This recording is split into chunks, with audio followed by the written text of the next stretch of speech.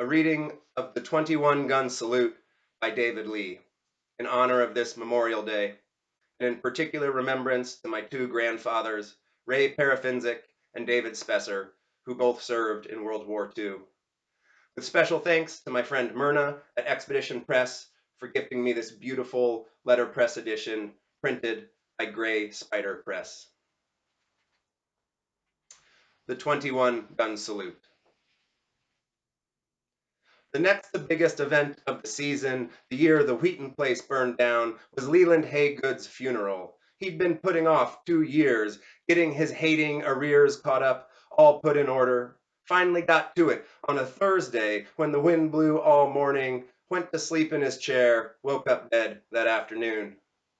George Ann wouldn't have it any other way but to send him off like he was expensive, in the biggest casket we'd ever seen, wide enough to hold 2 of Leland, deep enough to throw in 8 of Bus Pennell's hounds and 4 raccoons to chase bawling through immortality, with a water trough deep enough to hold a 4-pound catfish at the foot end. 8 pallbearers, all said, made them go to Bob Collier drugstore to find a rupture truss and a tube of chapstick to carry in their pocket for private emergencies till their hemorrhoids sucked back in so they wouldn't dry up and bleed.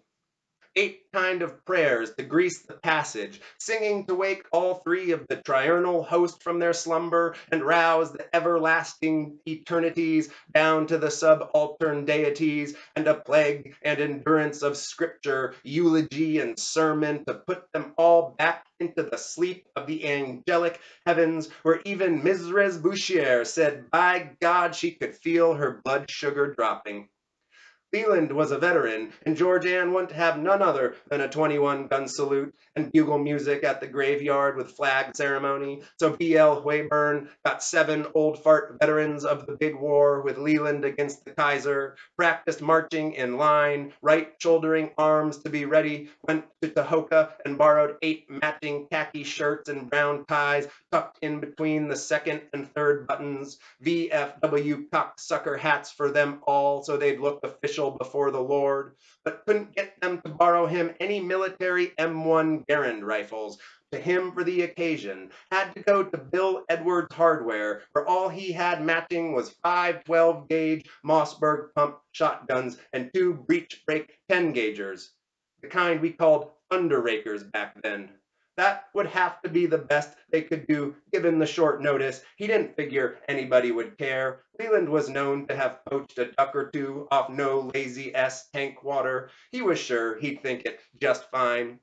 Had that casket out of the hearse and grunted over to the canopy in the graveyard. Pallbearers squatted in the shade so their testicles would drop back down, that hole big enough to bury an elephant, and on the slings for lowering, a song and 3 prayers and a short sermon on the love of the Lord for the prodigal son, and the church house waiting to gather in the everlasting to the arms of eternity. The multitudes ready for the benediction. B.L. Waybird said, "Attention!"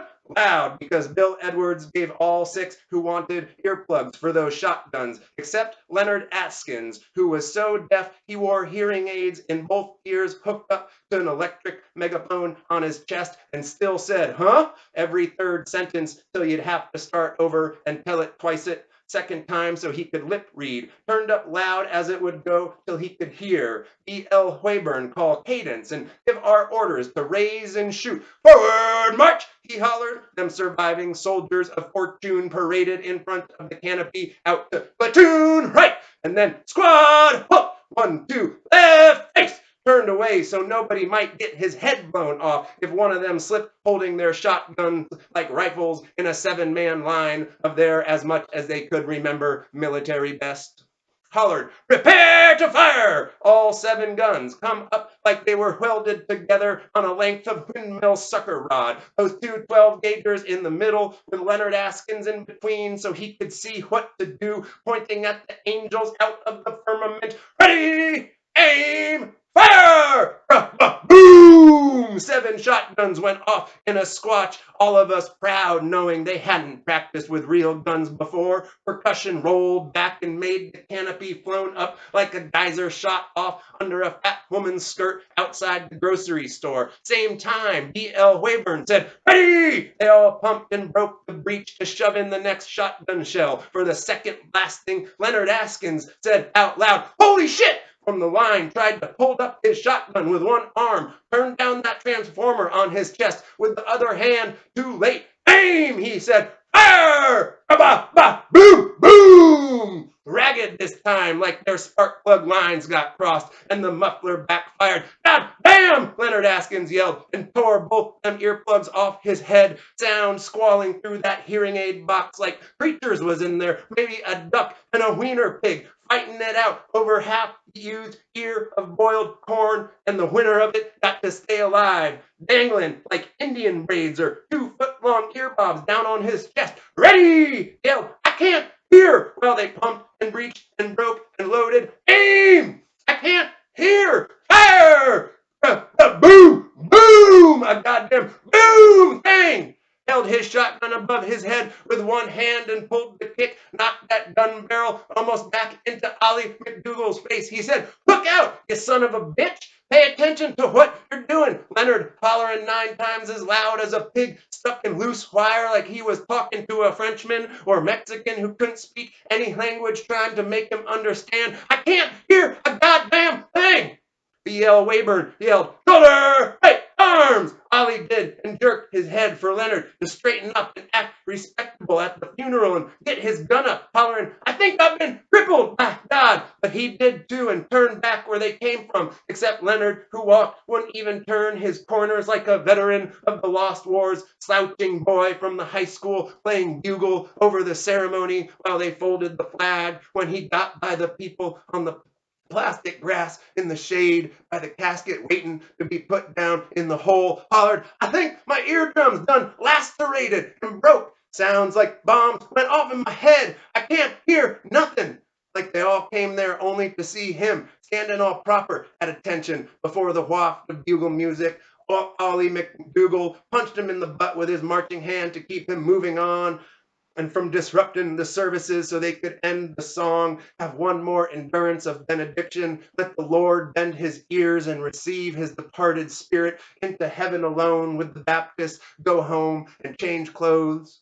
Then the line we all had to walk down with the mourners and help make all survivors terrible one last time in their grief. Meet the Reverend Strahan and Rufus, George Ann telling the veterans one by one how proud Leland would have been, taking each of them up their fingers, shaking all their hands with tears and sighs until Leonard come last, them earplugs still dangling, microphone on his chest, turned up where standing behind you could hear every sound once it, and then again a half second later, like gospel singing at the Camp Belite church without a piano to keep the music in a bunch coming out those earpieces. Said Leonard, "I want to express he hollered, "my eardrums is bursted. I can't hear a goddamn thing." Rufus leaned over and grabbed his arm, pulled him down the line past the Reverend, writhing in personal injury over the sound of such a licentiousness at this solemn and memorial occasion before his Lord. Leonard hollered at Rufus one more time, "My eardrums done busted for life, tore through all the way into my brains. I never even liked the son of a bitch that much." Rufus leaned in to tell him and said something. Leonard yelled, "Okay, I'll wait over there then." Went to the hearse and got in, sat down, acted polite to wait and have it done. Didn't tell nobody else he couldn't hear a goddamn thing.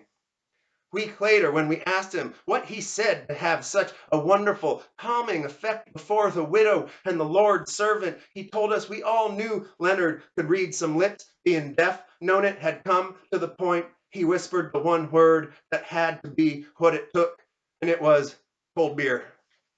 And the line moved on, and the day, and so did we, and Rufus and EU lowered the straps, put Leland Haygood in the ground, rolled up the plastic grass and covered him up, took down the tent, and it was done.